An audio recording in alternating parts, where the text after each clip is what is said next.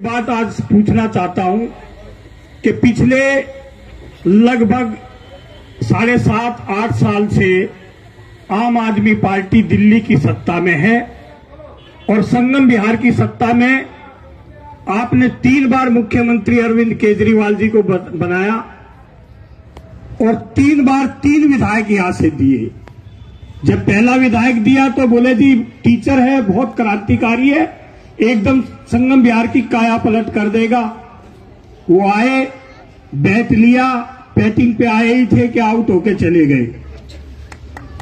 उसके बाद दूसरे विधायक आए, बोले जी ये तो उससे भी क्रांतिकारी है, ये तो कमाल कर देगा, बिल्कुल जादू की छड़ी ऐसे घुमाएगा और पूरे संगम विहार की काया पलट कर देगा।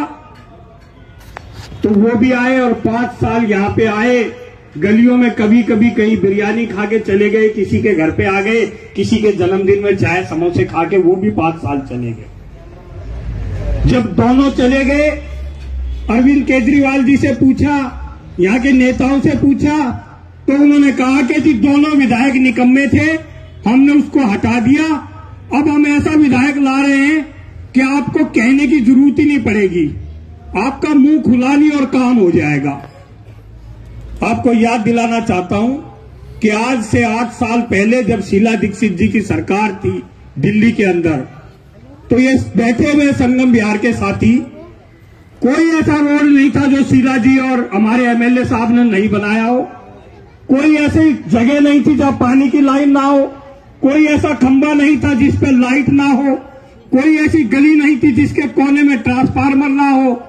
और पानी की बात अभी अकबर भाई कह रहे थे कि पानी नहीं था संगम विहार में, हम लोगों ने पानी संगम विहार को दिया, हमने बिजली दी, हमने सड़कें दी, हमने खुशहाली दी, हमने विकास का रास्ता खोला।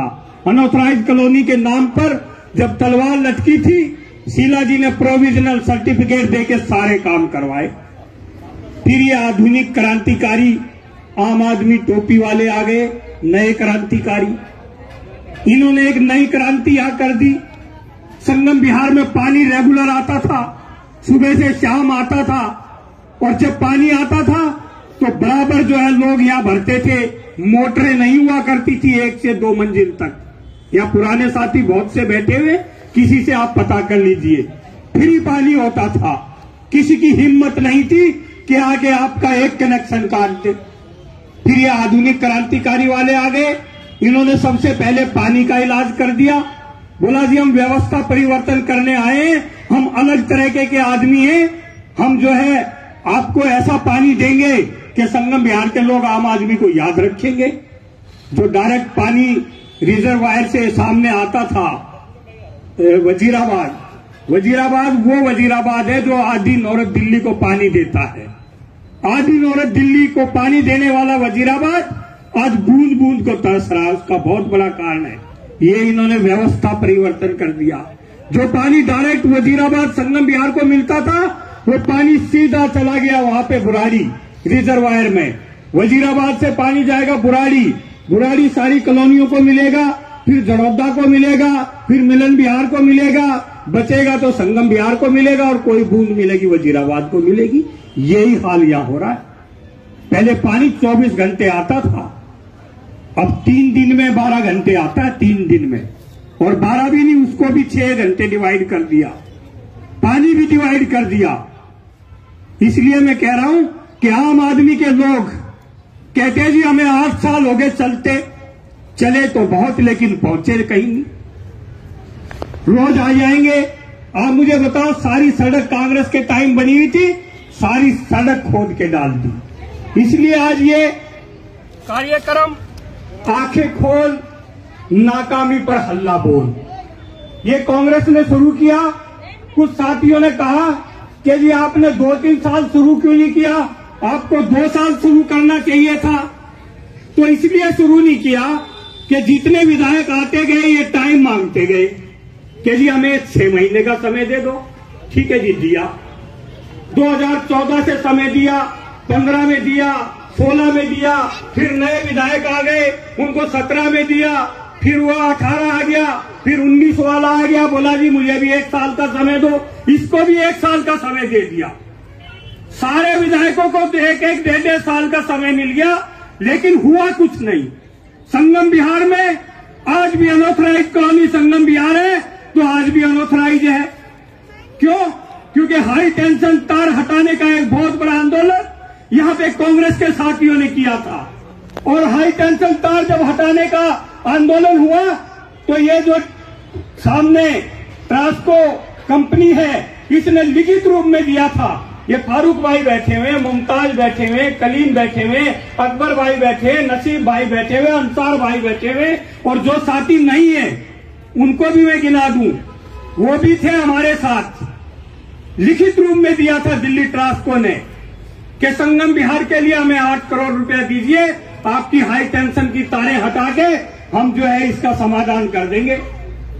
जो ही 8 करोड़ की बात हुई, बुराड़ी वाले विधायक आके बीच में कूद गए, बोला जी संगम बिहार की क्यों हटाओगे, मैं डेवलपमेंट कमेटी का चेयरमैन हूं क्षेत्र का, तो संगम बिहार की हटेगी तो मेरे बुराड़ी की भी हटेगी, और 45 करोड़ रुपया और जोड़ के इसको 55 करोड़ का बना दिया। अरविंद केजरीवाल और संजय सिंह जी आगे संगम बिहार में आते ही उन्होंने कहा कि हाई टेंशन तार हमें आने दो, 6 महीने के अंदर हम हाई टेंशन तार हटाएंगे, हमें 6 महीने का समय दे।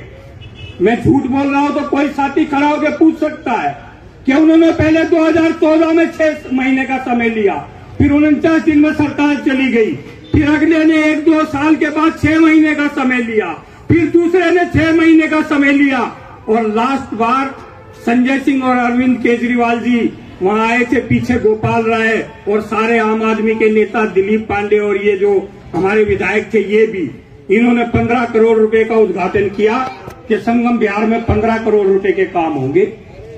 6 करोड़ रुपए शीला दीक्षित जी संगम बिहार के डेवलपमेंट के लिए छोड़ के गई थी कि आप संगम बिहार की सारी सड़कें, सारे नाली बनाओ। 6 करोड़ रुपए डीएसआईडीसी यहां काम कर रही थी, लेकिन जो ही आम आदमी की सरकार आई, डीएसआईडीसी 6 करोड़ रुपए लपेट के और कुछ गलियों को ऊंचा करके, सारी गलियों को नीचा छोड़ के और यहां से लपेट के भाग के चली गई।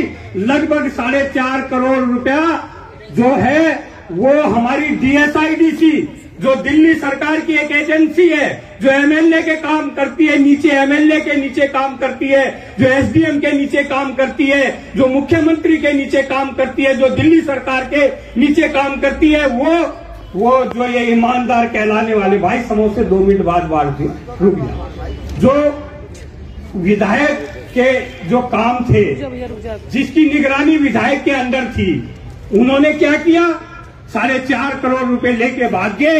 ये जो भ्रष्टाचार के नाम पर आए थे सत्ता में। इसलिए मैं कह रहा हूं संगम बिहार के लोगों, जो लोग भ्रष्टाचार मिटाने के नाम पे आए थे, जो लोग भ्रष्टाचार खत्म करने के नाम पर आए थे, जिन्होंने झंडा उठाया था तिरंगा और कहा था हम भ्रष्टाचार खत्म करेंगे, उन्होंने किया क्या? आए तो थे कुछ कोठे बंद कराने और चंद सिक्कों की खनक देख के खुद ही मुद्रा करने लगे। आकंठ तक भ्रष्टाचार में डूबे हुए आपका विधायक, आपकी सरकार, आपका मुख्यमंत्री और आपका विभाग संगम बिहार के लोगों के 4.5 करोड़ रुपए लेके भाग गए, और विधायक के मुंह में दही जमी हुई है, मुख्यमंत्री जवाब नहीं देता। आज तक एक शब्द नहीं बोला कि डीएसआईडीसी 4.5 करोड़ रुपए लेके भागी। मैंने कहा क्यों भागी? कह रहे जी हमने एफआईआर दर्ज करा दी है, पुलिस हमारे अंदर में नहीं है। यदि रामलीलाएं बंद करानी हो तो पुलिस केजरीवाल के अंदर, यदि छठ पूजा बंद करानी हो तो पुलिस केजरीवाल के अंदर, यदि कन्हैया कुमार को एफआईआर दर्ज करानी हो तो पुलिस केजरीवाल के अंदर होती है, कन्हैया कुमार के खिलाफ एफआईआर दर्ज हो जाती है। और जब कपिल मिश्रा के खिलाफ, जो सबसे बड़ा दंगा का कारण बना उत्तर पूर्वी दिल्ली में, जब उसके खिलाफ एफआईआर की बात आती है तो केजरीवाल जी भाग के कुर्सी पर चढ़ जाते, मेरे अंदर पुलिस नहीं है। अरे 2 आदमी, एक राइट एक लेफ्ट, राइट के खिलाफ एफआईआर दर्ज कराने की अनुमति दिल्ली के मुख्यमंत्री ने दी, और लेफ्टी के में कह रहा है कि पुलिस मेरे अंदर नहीं है। ये घिनौना और दोगला चेहरा मुख्यमंत्री का नहीं चलेगा। बहुत से मुस्लिम साथी बैठे हुए, मैं पूछना चाहता हूं कि दिल्ली के अंदर कोरोना काल का समय आया, जब कोरोना आया तो सबसे पहले यही दिल्ली का मुख्यमंत्री टीवी पे आया था। हमें नहीं पता था पहले मरकज क्या है। मुख्यमंत्री आए और आके उन्होंने कहा कि आज दिल्ली में 70 केस आए, जिसमें से 20 मरकज के और 50 सिविलियन के, मतलब 20 मरकज के, 20 मुसलमान और 50 हिंदू।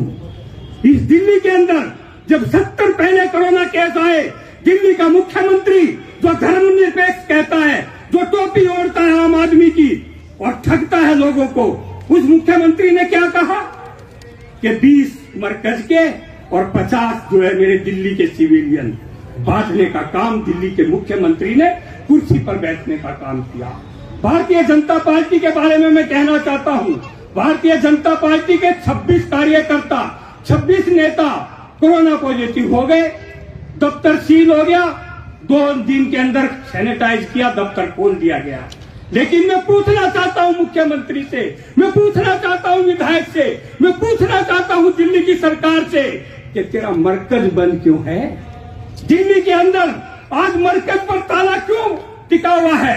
हमारा मौलाना साहब पर तोहमत लगाई, उन पर कीचड़ उछाला, उनको बदनाम किया गया, मुस्लिम को बदनाम किया गया, हिंदू मुसलमान को बांटा, कोरोना में पॉजिटिव और मरकज को बांटा, नेगेटिव और पॉजिटिव की बात करके। ये लोग कभी आपके नहीं हैं। चुनाव आते रहेंगे, जाते रहेंगे, वोटें पड़ेंगी, लोग जीतेंगे, आएंगे, जाएंगे, लेकिन सबसे बड़ा काम जो भाईचारा बरकरार रखना था, उस भाईचारे को तो बरकरार रहने दो। ये जो 2 बड़े लोग आज सत्ता में बैठे हुए हैं, एक माननीय मोदी जी बैठे हुए हैं, एक बड़े मोदी जी और एक केजरीवाल जी, एक छोटा रिटार, दोनों मिले हुए हैं। इसलिए मैं आपको कह रहा हूं, जब दिल्ली के अंदर कोई समस्या का समाधान हो तो 1 मिनट के अंदर भाग के गोद में अमित शाह की बैठ जाते हैं केजरीवाल जी, कहते हैं जी अमित शाह बहुत अच्छा काम कर रहे हैं। अमित शाह आते हैं किसी हॉस्पिटल में दौरा करके, कहते केजरीवाल जी बहुत अच्छा काम कर रहे हैं। जब ये आगाज जाएगा 70 दिल्ली के अंदर 70 विधानसभाओं में ये कांग्रेस कार्यक्रम करेगी। सबसे बड़ा सौभाग्य हमने शुरू किया है, और जगह अनिल चौधरी ने शुरू कर दिया, हमारे अध्यक्ष जी ने। तिमारपुर में अमरलता ने सबसे पहले संगम विहार को चुना है और आगाज किया है कि लूट, बीजेपी की लूट और आम आदमी के झूठ के खिलाफ हमने जो आंदोलन शुरू किया है। अब कई लोग कहेंगे कि बीजेपी की लूट क्या है जी? आप सुबह दुकान खोलो, दुकान खोलते ही एमसीडी वाले आ जाते हैं, कन्वर्जन चार्ज 2.5 लाख रुपए दुकान का। आपकी 18/12 की दुकान है, 2004 से आपने कन्वर्जन चार्ज नहीं भरा है, आपके ऊपर तो 2004 से कन्वर्जन चार्ज 2.5 लाख बनता है, या तो 2.5 लाख दे दे, नहीं तो परसों सील वाले आगे तेरी दुकान सील बंद कर रहे। पता है कितने लोगों को नोटिस दिया है? 1 लाख से ऊपर और 5 लाख तक मेरे वार्ड के अंदर, तिमारपुर वार्ड के अंदर 756 लोगों को नोटिस दिया कि तुम्हारी दुकानें सील हो जाएंगी। और जब कहे कि जी बचेगी कैसे, कि 2.5 लाख का 1.25 लाख कर देते हैं कि 50,000 मुझे दे दे और मैं तेरी दुकान सील नहीं करूंगा, कुछ इसमें जमा करा जाते हैं। ये एमसीडी की लूट है। 8 तरह के टैक्स लगाए, property tax, house tax, conversion charge, sale tax और आपका मिसयूज, प्रोफेशनल टैक्स और आपके सेल टैक्स। और जब ये सब मिला के जीएसटी बनती है, जो बेचारे दुकान करते हैं ना व्यापारी, उनसे पूछो कि दुकान खोलते ही टैक्स का एक नोटिस आ जाता, उसके बाद पूरे दिन एमसीडी, भारतीय जनता पार्टी की सरकार की एमसीडी पूरे दिन दुकानों से वसूली करती है। पूरी दिल्ली के अंदर इन लोगों ने गदर मचा रखा है, 8 तरह के टैक्स वसूलती है। और जो ही शाम होती है, आजकल वो जय श्री राम का नारा लगाते हुए एक टोली सी आ जाती है, कुछ पर्चियां छपवा रखी, मंदिर बनेगा जी, पर्ची कटवाओ। किसी दुकान पे चले जाए, ऐसे घूर के देखते हैं एमसीडी में, हमें कल ही तेरी ये कर देंगे, जय श्री राम की पर्ची कटवाओ। हम भी जय श्री राम वाले हैं, हम भी भगवान राम की पूजा करते हैं, हम भी श्री राम के चरणों में सदा सर झुकाते हैं। लेकिन ये कौन था कि चाइना की कंपनी को मंदिर बनाने का ठेका, चाइना की कंपनी मंदिर बना रही है, मंदिर का टेंडर हो गया और मोदी जी कहते हैं कि इस केस के अंदर 3.25 लाख करोड़ हजार, पता नहीं मुझे तो गिनती नहीं आती, इतना पैसा टीवी पे बोल दिया कोरोना काल में कि हम पे पड़ा हुआ है। जब आप पे पैसा पड़ा हुआ है, टेंडर लग गया, फ्री में बना रही है, एक जू 3000 करोड़ में चाइना की कंपनी ने दिल्ली में बनाया था, मंदिर चाइना की कंपनी बना रही है, तो हम पैसा किस बात का दें? इसलिए आज हमने कहा है, आज संगम विहार के प्रांगण में खड़े थे। सिर्फ 4 चीजें पूछना चाहता हूं। संगम विहार के अंदर 2014 में ये लोग सत्ता में आए थे। 2014 में जब सत्ता में आए, इन्होंने कहा हम आपको स्कूल देंगे, नहीं दिया। इन्होंने कहा बरात घर देंगे, नहीं दिया। इन्होंने कहा हाई टेंशन तार हटाएंगे, नहीं हटाई। इन्होंने कहा स्वच्छ पानी देंगे, नहीं दिया। इन्होंने कहा सारी सड़कें बनाएंगे, नहीं बनाई। इन्होंने कहा फ्री पानी देंगे, जब पानी आता ही नहीं तो फ्री है। जब हफ्ते में 1 दिन पानी आएगा तो पानी फ्री है। और दिया क्या? जो ही चुनाव आता है आपके बिल 0 आ जाते हैं। अब मैं पूछना चाहता हूं, कितने भाइयों के 0 बिल आ रहे हैं? 2 से 2,500 हजार 3-3 हजार आज की डेट में बिल आ रहे हैं। क्यों? क्योंकि अब चुनाव नहीं है। अभी नगर निगम का चुनाव आएगा, कहेंगे बिजली फ्री तो थी, राशन भी फ्री दे रहा हूं। 100 लोगों के अगर राशन देंगे, फोटो खिंचवाएंगे और कहेंगे कोरोना काल में देखा ना, दुनिया भर का राशन, दुनिया भर की चीजें जो लूट, जो बेची गई, जो करी गई, उसका कोई हिसाब नहीं है। और दोनों कर क्या रहे? जो ही कोरोना खत्म हुआ, मोदी जी की सेना निकल के आती है, आके एकदम कहती है अरविंद केजरीवाल 13,000 करोड़ दिल्ली के खा गया कर्मचारियों के।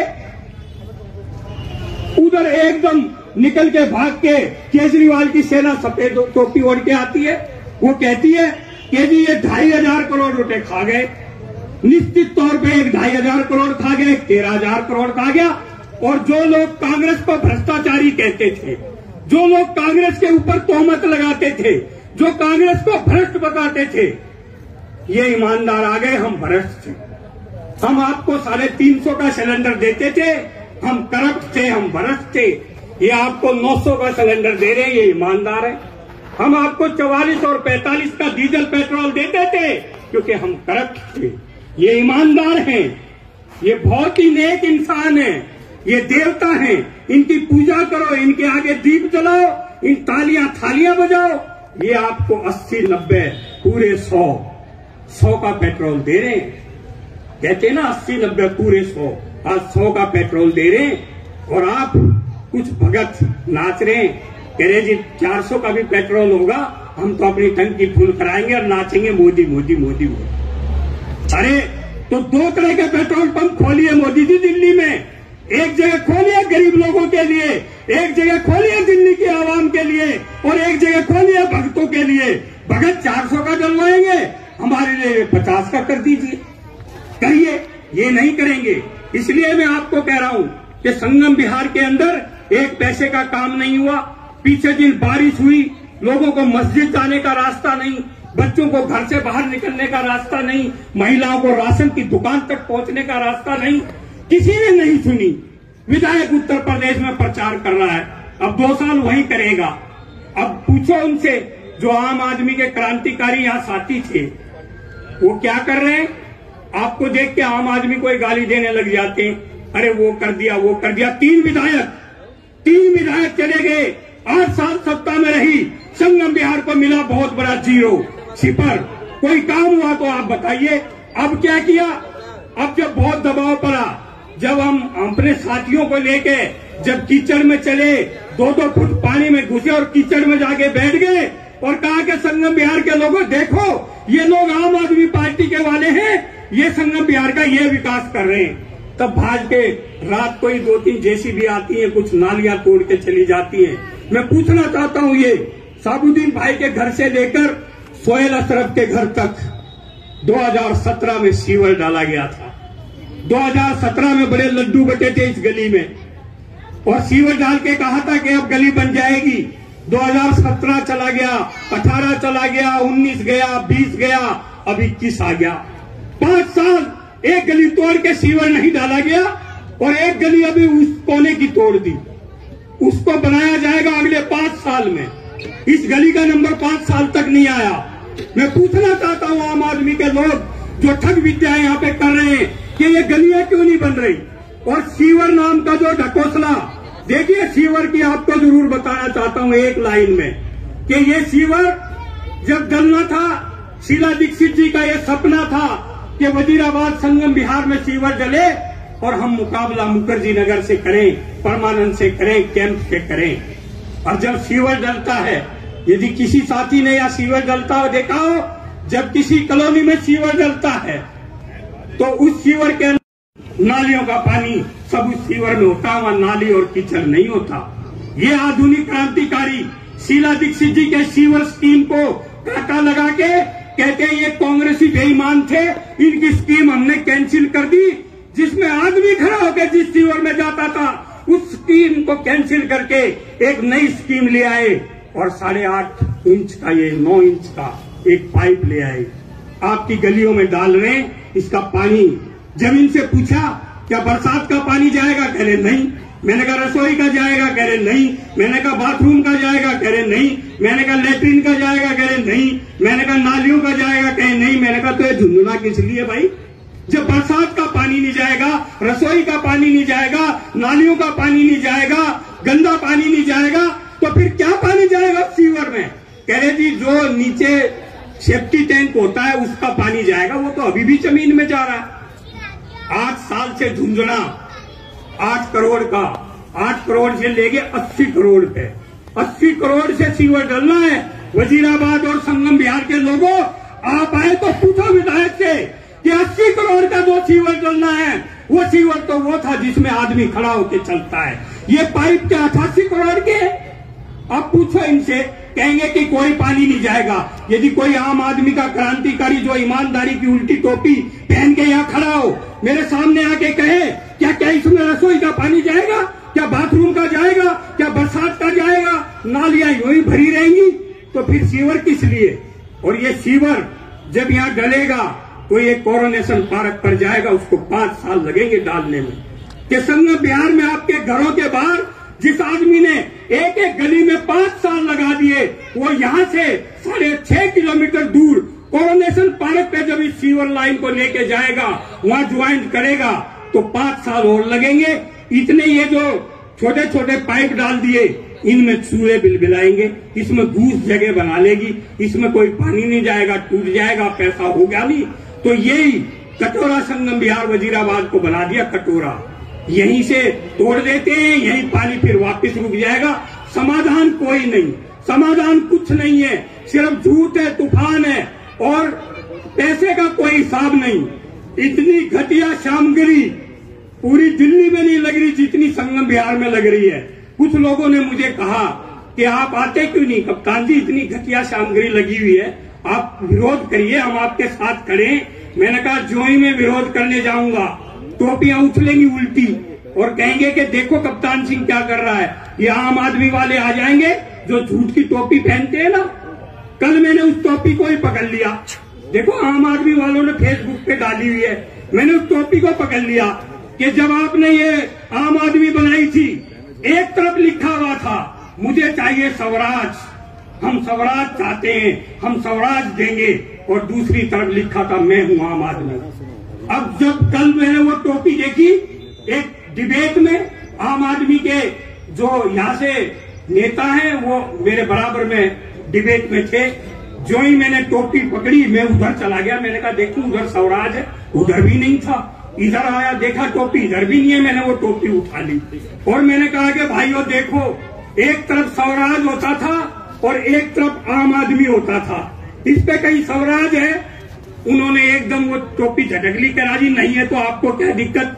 मैंने कहा मुझे दिक्कत नहीं है, दिल्ली के लोगों को आपने दिखाया था कि स्वराज आएगा, ऐसा स्वराज आएगा, सबके घरों में राशन, बिजली, पानी फ्री, 4 पाइपें लेते लेते आपको राशन मिलेगा, आपके मुंह में सेब के दाने और अनार के आने केजरीवाल देगा, आपको कुछ नहीं करना पड़ेगा। वो स्वराज का झांसा